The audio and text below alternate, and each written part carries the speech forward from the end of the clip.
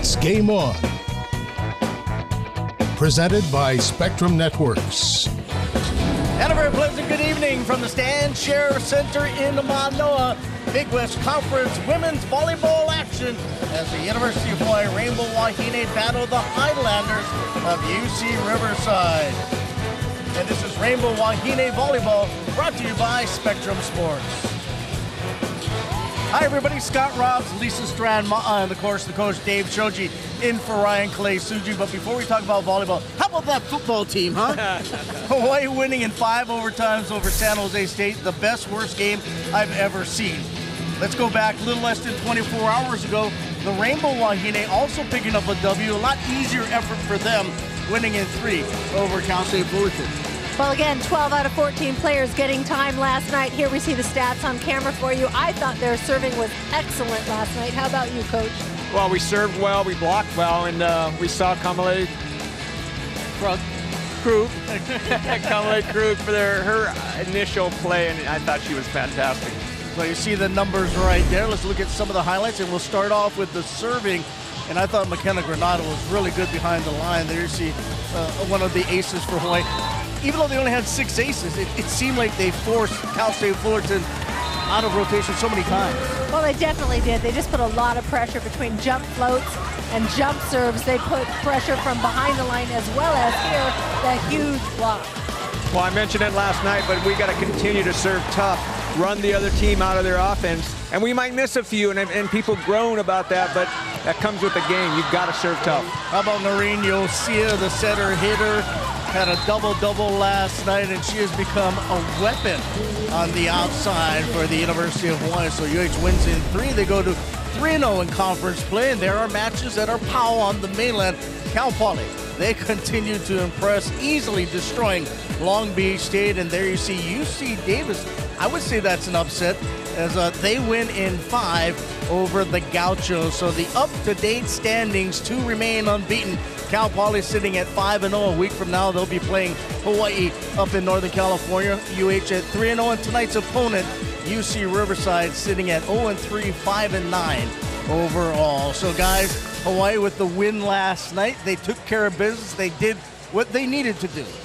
Well, we're going to have to do the same thing tonight because Riverside's in the same kind of situation as Fullerton, playing a lot of young people.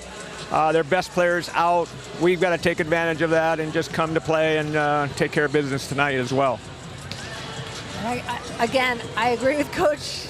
I feel strongly that this team, you can never underestimate your opponent. We talked about that last night. I'll talk about it again tonight. Without their best player, still very, very defensive team. They're very scrappy. They come up with a lot of volleyballs. They're like old Hawaii team. They just are trained very well. It's really more their offense and getting the kills. Well, a player that's been playing well ever since she was inserted a couple of weeks ago is Natasha Byrd. She's the tallest player on the team, and she's been very big, a big factor for UH on the floor. It's been a progression, and I've put in a lot of hard work to continue, and will continue to put in a lot of hard work to be better. But with Emily Maglio gone, there was kind of, a hole that needed to be filled, and I wanted to step into that and be the go-to middle that, the team needed. And so that was something, kind of a goal I set for myself. I want to be the best me that I could be. We as coaches knew or know what she can bring or how, good she could be. She's obviously got the, the body, the height, She's just got to figure out, do I want to do this? And then go full. And she's been doing that in the last, I would say, 3 weeks. She's been awesome. When she comes to practice, she works hard. She's talking. She's in the games. You've seen it. She's getting kills. She's getting blocks. I'm working on everything from dropping my right and left hands when blocking on the outside, to faster footwork, to getting up on time, to fast speed, explosive arms. The list goes on and on. You just gotta be excited. You can't be too nervous or anxious about these things. It's a sport, and you have to have fun when you're playing. You gotta enjoy what you're doing, or else why are you doing it? And I think the best volleyball I play personally is when I'm having fun and there's a smile on my face. That's when I'm having my best game. All right, here you see the numbers for Byrd. She's listed as a junior, but she's announced this will be her final year. She's a senior academically out of Canada. 2.50 kills per set on the year, hitting 360 and a block per set. All right, time now for Over Under, brought to you by Bank of Hawaii. All right, coming into the weekend, Natasha was hitting 364 on the year. So, guys, I'm going to ask you, over or under 364 tonight, Coach? I said over 364, and I say it for a couple of reasons. Most middles should hit about 30% anyway. Riverside's middles, I looked on the roster, 6'1". I think Natasha's 6'5". I think she'll go over the middles, so I think she'll have a good night tonight. Lisa? And I also went over. I think Natasha Byrd is just getting stronger as the season progresses, and her connection with Faith Ma'afala especially. Faith loves to establish the middle early, and Riverside's middles are definitely a little bit undersized, especially compared to Natasha Byrd. Well, Dave, you were the coach who brought her into Manoa. She originally committed to West Virginia, right? She did, and she had that red hair back then, I guess, because I don't think she has red hair anymore. But I did, what I saw in Natasha was that, hey, here's a big-time school in West Virginia offering her a scholarship. They had a coaching change. So I thought, hey, this is a good player. And so we jumped on it, and I think she's been a real good, solid addition to the squad. It's kind of unfortunate, though, the injuries she suffered so far in her career. Well, she's got a lot of perseverance, you must admit. I mean, she's been playing through things and sitting on the sideline, and this year, really, she's taken advantage of the opportunity. Remember, she didn't start this year. It was actually Sarah Leva and Skylar Williams who had the starting roles, but then when she got the opportunity, she took advantage of it, and she really has presented a huge block in the front court as well as offense. Well, as I mentioned, she said that she will graduate this year, so this would be her final season. She still has a year of eligibility, and the way she's playing, think any chance she comes back? Well, I hope she comes back, because she's worked hard for this, and just in her career now, when she's just kind of blossoming, and I hope she does change her mind. I kind of think she will, after talking to her last week, because she just wants to contribute so much, and now that she is, I think she'll come back. Really? What do you think? Well, little birdie told me that Emily Maglio is headed back to play beach volleyball, and she had also said that she was not going to come back. But I think when they're having fun and you find success, and like Dave said, it's like you start blossoming, why not continue? You're just getting it. You're just getting your place on the court. Lisa Stratmall with breaking news on Game On. Let's see if we can find out some more about tonight's matchup. Let's go courtside. It's Kanoa and Chris. Thanks a lot, Scott. Yeah, Kanoa Leahy here with Chris McLaughlin. We got nothing nearly as juicy for you as the potential return of Natasha Byrd next year, and as well as Emily Maglio for the beach season.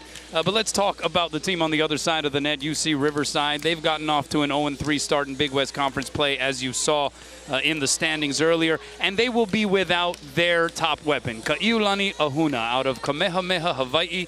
She has just been putting up gaudy numbers, was an AVCA National Player of the Week in the opening week of the season, but she's dealing with a knee injury, and it was so bad that she wasn't even able to make the flight out here to Hawaii, and that's probably not that good of a sign, certainly at this stage of the season for the Highlanders. It was still swollen, and so she did not get clearance to fly, as you said. And even if she had flown and come over here, I don't think she would have gotten clearance to play. Meantime, she's battling the 30% rule, which is she's just gone over the 30% amount of her season, which doesn't allow her to redshirt unless she applies for medical, and I think that they'll probably do that. Yeah, I mean, she had been putting up numbers that were putting her at the top of the record books over there at UC Riverside for single match kills, 34 in one match recently.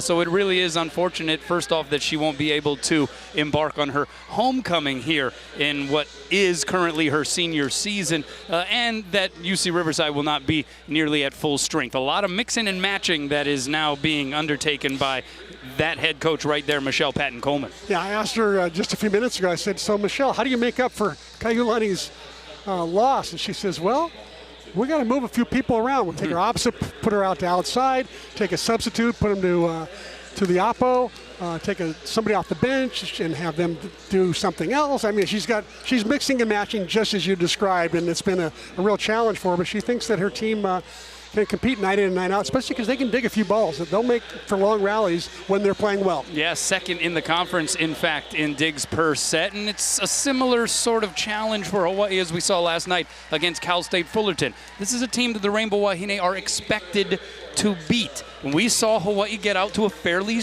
sluggish start in that opening set last night against the Titans. How do they avoid that tonight?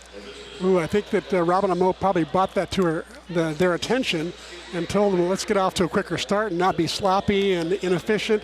One of my keys to the game tonight is the fact that can Robin Amo Santos convince her team that being efficient, reducing hitting errors, having a high kill percentage is an important quality for great teams to have. All right, well, we'll see you at first serve of this one. Another Big West battle, Hawaii and UC Riverside. Let's send it over to the corner crew. All right, thanks a lot, guys. A reminder, connect with Spectrum Sports by liking our fan page on Facebook, Instagram, or via Twitter at Spec Sports High or hashtag Hawaii WVB. When we come back, we're going to talk men's hoops with Oran Ganat.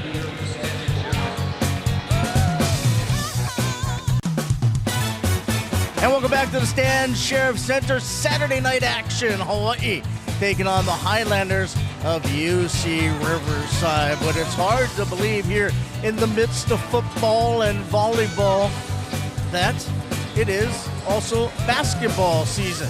As the University of Hawaii basketball team opened up practice earlier today. Joining me now, head coach Oran Ganat. You guys ready to go? Oh, we're ready to go. We're excited. It's nice to get to this point. We had a great first practice earlier today, and here we go. All right, let's take a look at the schedule that's coming up because you guys have some pretty tough tournaments. You're going to be playing in the John Wooden tournament. You play, of course, in the Diamond Head, and there you see the opening, but it gets difficult, particularly in the last weekend or so of November. No, we're really excited about the schedule, the balance of it. To get 7 national television opportunities before conference even starts is pretty rare. To be part of 2 ESPN tournaments in the same year is special. And then spending 8 days in Southern California and going from the Wooden to UCLA, we obviously have a lot of guys from there, so it's good to bring them home for the holidays. Yeah, I think that's going to be real cool. Playing in Poly Pavilion, that has to be the most storied basketball arena in the country. Yeah, and I don't think we had been there before for our program, so it's something new. And again, to bring our guys home, it's an area that we recruit heavily. It's exciting, and we're looking forward to it. And you got the running Rebs of UNLV to open up the Diamond Head Classic. That will be a difficult, as it seems to always be, opening round matchup. Well, ESPN does a great job. It's a first-class event every year. The field, the competitiveness. We're opening up, obviously, the Diamond Head with UNLV, the Wooden with Utah, playing, like we said, at UCLA. Our guys got to continue to work and get ready for that. Well, one thing you have is a lot of experience, and I think it probably also helped with the newcomers that you have going on that trip to Australia.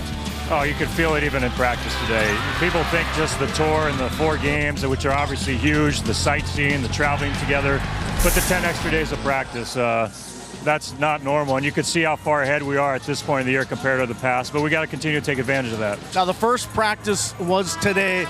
To me, the season really will begin on October 19th with what has become a very successful annual tip-off dinner. Yeah, now the 19th is the green-white scrimmage. I got to correct him on camera. Yeah, the 18th is the tip-off. It's too late already. You did correct me, but I'm sorry, it's on the 18th. You're right. You should be right. I better get it right. That is so much fun. I mean, this will be the 3rd year, and the growth from the first to the 2nd year was amazing. Well, I think it's one of the best events that we run here at UH. You could argue it's one of the best events nationally of its kind in terms of celebrating the start of the year. It's very interactive. You get to spend time with our guys, our staff, you guys, the corner crew. I can't thank so many people. The Sydney Hamada with the tip-off committee, the Sodexo guys here, Rich Sheriff and his crew here at the arena. Bank of Hawaii and Hawaiian Airlines have stepped up to co-sponsor. You know, we've had 500 people each year, and this is only the 3rd year of the event. We're 3 weeks away, and we're pretty much close to a sellout. It will be a sellout, but there's still some tables and some individual seats on sale. And the best thing is the food's good. Food's good. Camaraderie's good. It's something that to me, it's one of my favorite times of the year, and a lot of feedback from people who've been there have shared similar sentiment, and we're looking forward to spending time with our friends and families again. And you hit on it, but really the interaction between the fans and the players is second to none. I mean, you'll be able to sit down, talk to them, hang out with them. It's a lot of fun. October 18th here at the Stan Sheriff Center. Get your tickets. Coach, we look forward to a successful season. Thank you as always. Thanks for having me. Great sports week, sports day for UH so far, and the women behind me are doing a great job. All right, head coach Oran Ganat and the men's basketball program. We'll take a break. When we come back, we'll focus on the women's volleyball opponent tonight, the Highlanders of UCR. And welcome back to the stand. Sheriff Center, the band getting ready, the fans getting ready as well. Should be a fun matchup. Hawaii taking on the Highlanders of UC Riverside. Let's crank up the dashboard. It is brought to you by First Hawaiian Bank. And let's look at the stat comparison so far this year between these two teams, guys. You take a really good look at it, that they're very, very similar. The one thing that pops out to me is the kill percentage. Hawaii at 225 and Riverside at 159 or 178. And I think that's where we're going to see the biggest difference tonight is in the offense. What I like about it is Riverside's going to dig a lot of balls, so it's going to be an exciting match in the sense that balls are going to come up, and you know we got that kid Aku over there on our side of the net. She digs a lot of balls, so there's going to be a defensive battle. And I think whoever wins the long rallies is going to have the upper hand tonight. Well, let's take a look at the leaders for Riverside. Sans Ahuna on the left, got Iolani Ahuna, as you heard Kristen Kanoa talking about, one of the best hitters in the country, at least in terms of kills percent, is out. Yeah, so they're going to go strongly with Yulivia, who is in the middle blocker. She's a 6'1". She has been their second go-to girl, as well as Jones. Well, the other thing they're going to have to do is mix and match, like Chris said. They're going to take their opposite, and she's going to play on the left, and they're going to play a bunch of freshmen. And much like last night, Fullerton played a lot of freshmen, so it's going to be kind of a similar matchup like last night. And here are the leaders for the Bows, Granado, Castillo, and Yosia. And again, these three players have been dominating, but let's not forget Natasha Byrd and McKenna Ross and Gaskin. Lots of different players contributing to the Hawaii Rainbow Wahine success. Well, it's going to be interesting, the lineup tonight, because Gamalei Krug came in last night. And I think that if Robin wants to play here next week against Cal Poly in Santa Barbara, she needs another match under her belt tonight. So we'll see if she gets the nod tonight. I think another thing, if you want to see Hawaii tonight, you want to see them hit for a higher percentage against a Fullerton team. They won in 3, but they hit like 221. They've got to hit against Riverside close to 300, I would think. I agree, and I know that for a fact that is one of their goals is to increase their hitting efficiency. Well, I think that, you know, they can't get frustrated with Riverside digging a lot of balls. We just can't make the gross errors hitting out because we're frustrated. You know, keep the ball in play, go for it when you have it, but be patient, and we should win the rallies. The three of us will be back when this one's Powell, but coming up, the anthem, Hawaii Ponui, and the first serve with Kanoa and Chris.